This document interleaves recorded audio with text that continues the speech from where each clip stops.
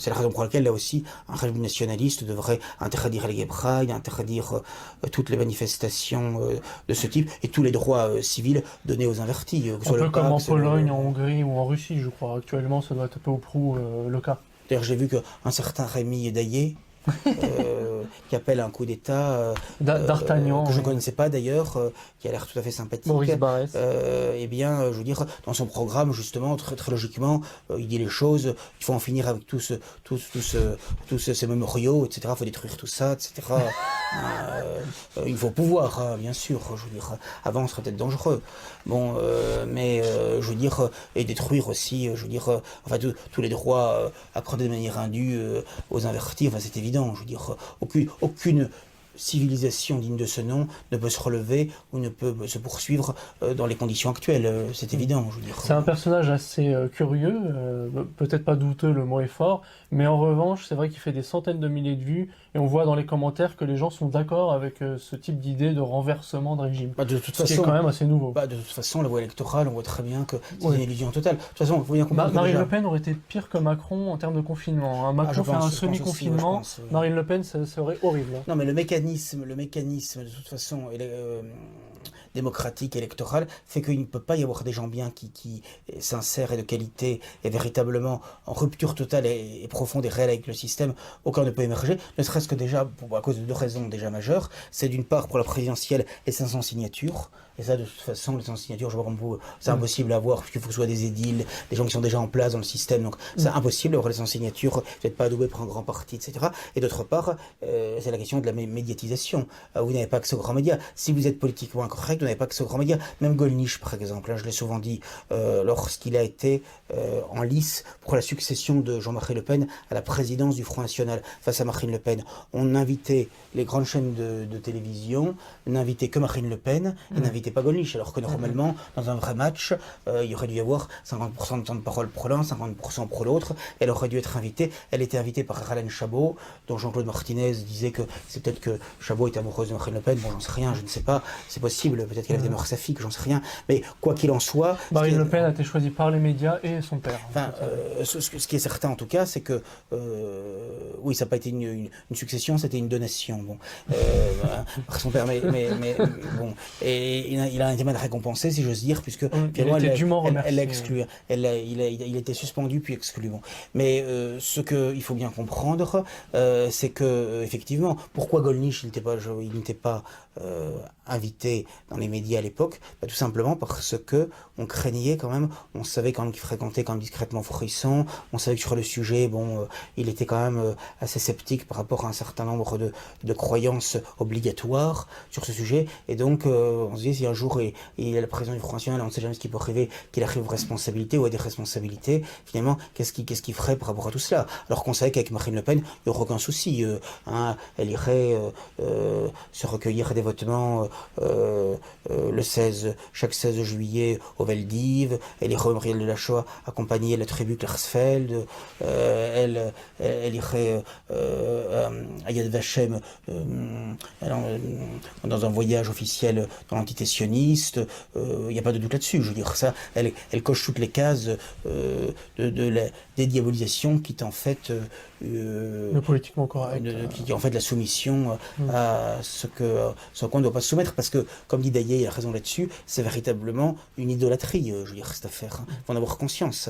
Je pense qu'il y a beaucoup de croyants qui n'en ont pas conscience, mais c'est une véritable idolâtrie. Il y a le roman Covid et la croyance. C'est une contre-religion, voilà. Il y a la Covid. religion covidesque et la religion chouatesque ou chouatique. Les deux se mêlent Voilà. là actuellement. Voilà. C'est vrai, c'est très puissant. Donc voilà. Donc je ne connais pas Rémi Daillé. J'ai vu qu'il avait 7 enfants, ce qui est déjà un bon point, parce que si vous voulez, ce n'est pas un astre errant. Hein, cet enfant, c'est bien à élever. J'ai toujours beaucoup de sympathie pour le principe de la famille nombreuse, parce que je pense que s'occuper d'enfants, d'élever des enfants, déjà ça donne le sens du réel, le sens des responsabilités, le sens de l'effort, et puis lorsque cela est fait dans la joie et la bonne humeur, ça donne beaucoup de bonheur et à n'en pas douter beaucoup de grâce. Bon, donc ça c'est important. Il s'occupe d'une école à la maison. ce qui est une très très bonne chose. L'éducation nationale étant épouvantable, donc pour ceux qui ont la patience, les capacités, le temps et la possibilité de le faire, c'est vrai que c'est très bien. Et donc, moi j'étais d'accord de ce que j'ai entendu de lui. J'étais d'accord avec tout. Et en tous les cas, même si ça paraît très difficile aujourd'hui de changer le régime, même si vous le faire de manière pacifique. Puis pour faire un Moi, coup d'État, je n'irai jamais critiquer ou décourager quelqu'un qui veut tenter quelque chose, si vous voulez. Parce que c'est bien joli d'être beau parleur, mais enfin, c'est quand même mieux de passer à l'action quand c'est possible. Bon. quand une fenêtre s'ouvre. Voilà, quand une fenêtre s'ouvre. Donc, et après tout, les gens qui lui reprochent de cela, je veux dire, les révolutionnaires qui sont au pouvoir, les gens qui sont au pouvoir, hein, ils sont là depuis la révolution quand même sanglante de 1944, 45, l'épuration, et même avant la République, depuis la Révolution française, elle n'est toujours arrivée que dans la violence. Hein, bon, pas du tout de manière pacifique. Donc, je trouve qu'il y a un sacré culot, je veux dire, de dénoncer les gens qui appellent à une forme d'insurrection, qui plus est pacifique, alors même que eux-mêmes, finalement, ne sont que les produits d'un pouvoir illégitime qui s'est installé, qui se maintient par la force. Hein, voilà. Donc il faut quand même le savoir. Hein, je veux dire. Bon. Donc bon, voilà. Après, moi, je ne connais pas plus cette personne. Pour l'instant, Mais d'abord, un sketch risqué, mais peut-être qu'il y a des choses derrière. Bon, en tout cas, déjà, elle s'affiche, elle affiche son visage, elle affiche son véritable nom. C'est déjà pas rien. Je veux dire, ça demande déjà un certain courage. Moi, j'ai l'impression qu'il est sincère. J'ai l'impression que, enfin, moi, je vous dis mon point de vue, puisque des internautes m'ont demandé de ce que j'en pensais. Moi, il m'a l'air sincère. Maintenant, après, je n'en sais pas plus, donc je reste prudent. Mais il est dans l'action politique depuis 10-20 ans, oui. Il s'était déjà fait un peu remarquer. Il a connu un peu le modem comme son père. Il me donne le sentiment d'être tout à fait sincère. Et en l'occurrence, moi, les gens qui essayent de faire quelque chose, il faut les encourager, il ne faut pas les décourager. Il faut les soutenir et non pas leur mettre des bâtons dans les roues, parce que même si à vue humaine, il y a peu de chances de sauver quoi que ce soit, le mal étant tellement profond et la lâcheté tellement générale, parce qu'en fait la solution ce serait, dans le cadre d'une insurrection, qu'il y ait une partie importante, si possible majoritaire, de la police et de l'armée qui se solidarise avec les manifestants, mais ça aujourd'hui, ça me paraît hélas une vue de l'esprit. J'aimerais beaucoup y croire. C'est bien d'essayer d'y travailler. On l'a vu un petit peu en Italie il y a quelques années, mais c'est vrai que c'est... Mais c'est la seule solution, à mon avis, pour éviter un bain de sang. Mais honnêtement, la lâcheté, malheureusement, étant aujourd'hui la chose la mieux partagée.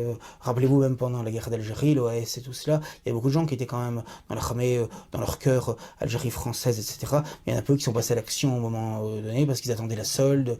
Il y avait une forme d'inconnu. Le risque, et surtout le risque maximal, souvent il n'y a qu'une toute petite minorité de gens qui le prennent. Mais si cette petite minorité a le courage de le faire et qu'elle est appuyée après suffisamment, pourquoi pas.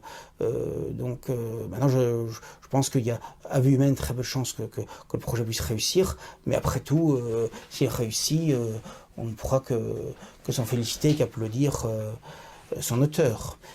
Voilà. En tout cas, moi, toutes les initiatives qui vont dans le bon sens, en tout cas, je crois beaucoup plus à des possibilités de ce type, même si, évidemment, elles sont très ténues.